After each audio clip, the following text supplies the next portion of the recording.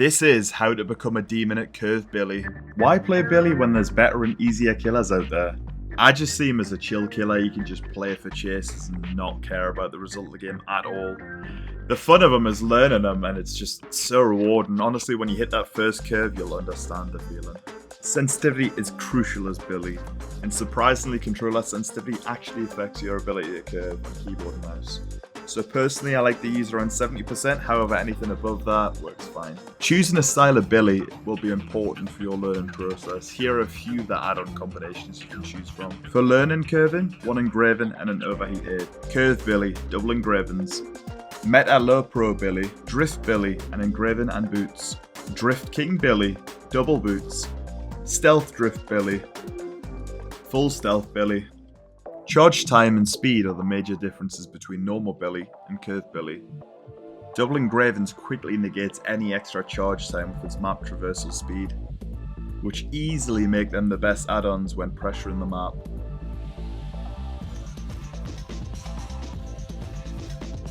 Feathering is the act of revving your chainsaw for the majority, then tapping it as close to 100% as possible.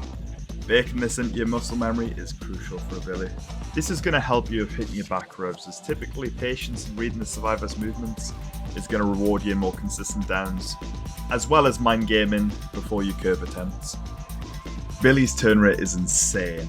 For the first 3/4 of a second at the beginning of a sprint, you have an ultra high sensitivity period, allowing you to do some crazy turns, but after this, his turn rate is reduced by 13 times, making it quite difficult to turn around obstacles. Here lies the strength of both boot add-ons, significantly increasing that turn rate, allowing you to be way more precise as you drift across the map, pinpointing those survivors to get them downs. Yes! Let's fucking go! Now, the most important thing about curving is knowing your angle and positioning. Take this rectangular shaped car. If you start your chainsaw too early, you're either going to not make the angle and go too wide, or you're going to bump into the tile.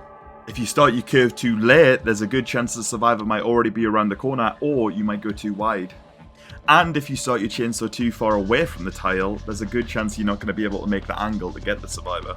In terms of positioning, you want to be touch tight to the shortest side of the loop, just a bit around the corner. Finding a comfortable angle to look towards when going for a max turn rate curve is crucial.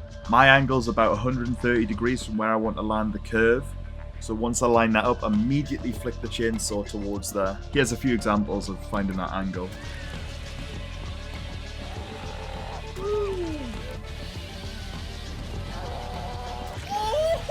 Knowing where to curve is something you'll understand the more you practice. But as a general rule, you want to curve long-sided tiles such as vehicles, long walls, and certain filler pallets, basically rectangular shapes. And you want to avoid square-shaped tiles, as well as other tiles that have complex collision. The fun of Billy is coming up to each tile, seeing what works, what doesn't, and experimenting.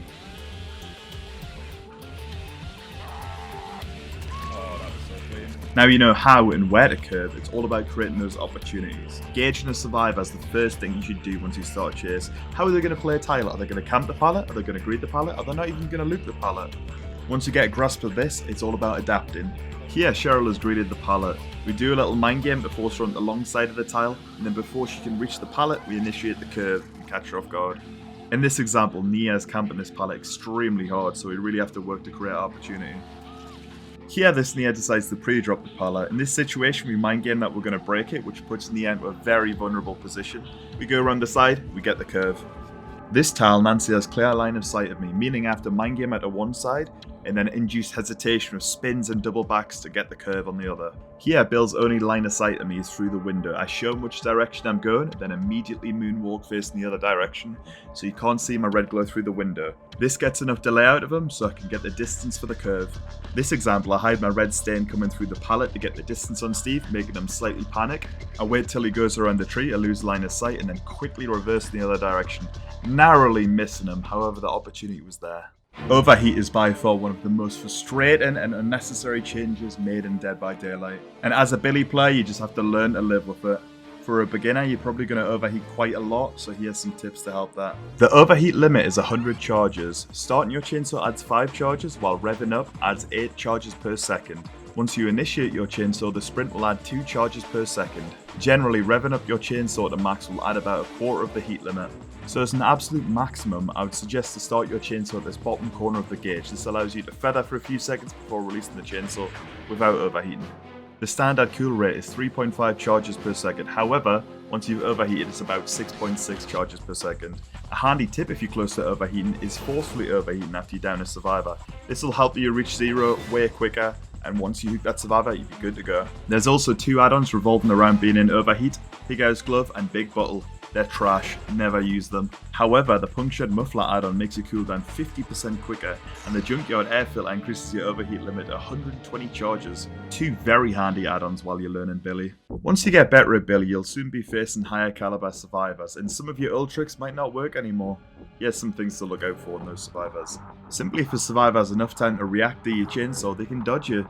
You might have to read if they're likely to go wide and anticipate it. Some of these survivors may preemptively go wide on a tile, trying to read you. This is hard to gauge, and sometimes you may have to just 50-50 it to go wide or tight on the tile. Others may simply just leave the tile while you're trying to set up a curve. Holding W like this can be extremely rough if it goes unpunished. And the forbidden anti-Billy tech, the crouch tech. Because of the nature of the survivor's hitbox and the height of the chainsaw hitbox, there can be moments where you actually slide off crouching survivors, and this is just immensely frustrating. However, it's very satisfying to counter. Don't be afraid to melee or back rub them.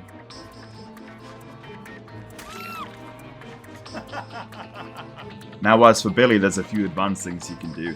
Knowing which loops have no collision will make for some insanely satisfying moments, allowing you to curve way earlier around a tile. Some of these tiles include the cars on Badham and Autohaven,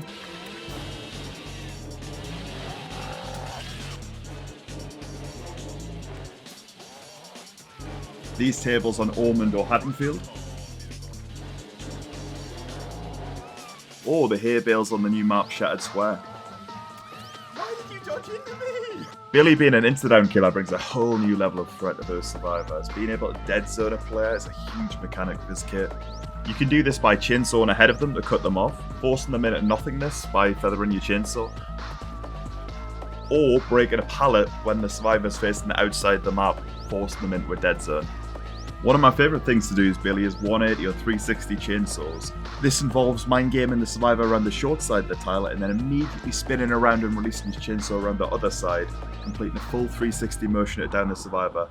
This is one of your more advanced tools in your arsenal and can catch even the best of survivors out.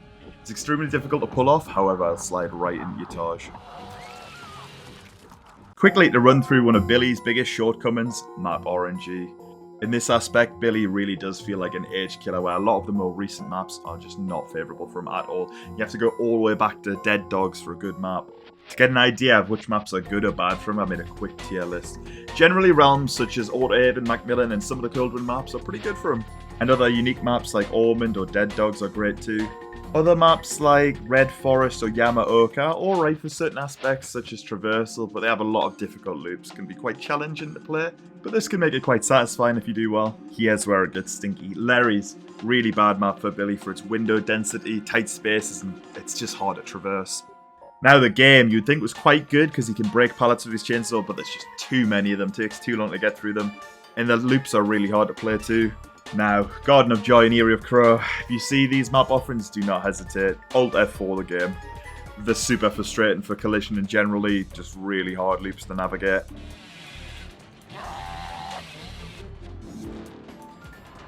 This map is shit.